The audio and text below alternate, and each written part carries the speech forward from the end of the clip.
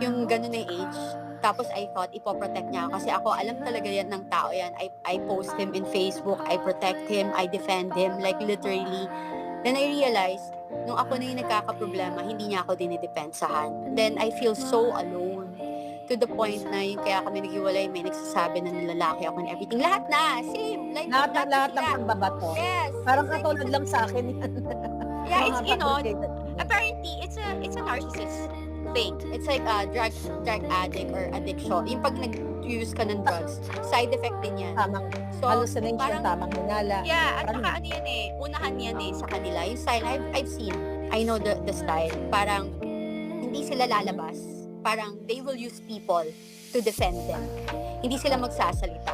Pero yung taong ganun, yung gagamitin nila, yung akala ng mga taong yon, okay sila, kakampi sila. Pero once they're done with you, they're done. So, syempre, you know something from them,